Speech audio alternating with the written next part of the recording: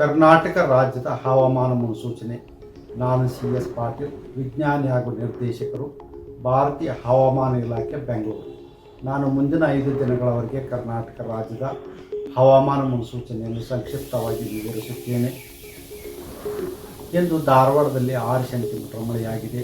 ತುಮಕೂರು ಜಿಲ್ಲೆಯಲ್ಲಿ 5 ಸೆಂಟಿಮೀಟರ್.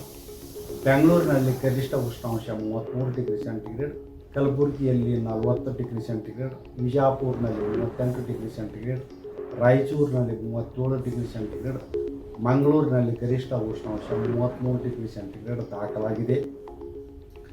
ಈಗಿರುವ ಹವಾಮಾನದ ಸಿನಾಪ್ಟಿಕ್ ಸ್ಥಿತಿ ಏನೆಂದರೆ, ಕರ್ನಾಟಕದ ಒಳನಾಡಿನಲ್ಲಿ ಟ್ರಫ್ ಇರುವುದರ ಹಿನ್ನೆಲೆಯಲ್ಲಿ ಕರ್ನಾಟಕ ರಾಜ್ಯಾದ್ಯಂತ ಏಪ್ರಿಲ್ 12ರಿಂದ ಏಪ್ರಿಲ್ 16ರವರೆಗೆ ಹಗುರದಿಂದ ಸಾಧಾರಣವಾಗಿ ಗುಡುಗು ಮಿಂಚು ಸಮೇತವಾಗಿ ಕೆಲವು ಕಡೆ ಮಳೆಯಾಗುವ ಹೆಚ್ಚಿನ ಸಾಧ್ಯತೆ ಇದೆ. ಮಳೆಯ ಜೊತೆಗೆ ಕೆಲವೊಮ್ಮೆ ಗಾಳಿಯ ವೇಗ ಪ್ರತಿ ಗಂಟೆಗೆ 40ರಿಂದ 50 ಕಿಲೋಮೀಟರ್ ಇರುವ ಸಾಧ್ಯತೆ ಇದೆ.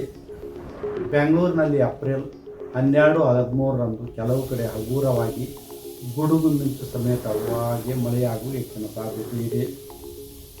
ಕಲಬುರಗಿ ಸೇರಿದಂತೆ ಉತ್ತರ ಒಳನಾಡಿನಲ್ಲಿ ಮುಂದಿನ 5 ದಿನಗಳವರೆಗೆ ಗರಿಷ್ಠ ಉಷ್ಣಾಂಶ ಸುಮಾರು 39ರಿಂದ 41 ಡಿಗ್ರಿ ಸೆಂಟಿಗ್ರೇಡ್.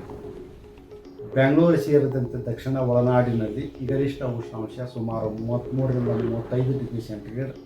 ಕರಾವಳಿ ಜಿಲ್ಲೆಗಳಲ್ಲಿ ಗರಿಷ್ಠ ಉಷ್ಣಾಂಶ 34ರಿಂದ 35 ಡಿಗ್ರಿ ಸೆಂಟಿಗ್ರೇಡ್ ಇರುವ ಹೆಚ್ಚಿನ ಸಾಧ್ಯತೆ ಇದೆ.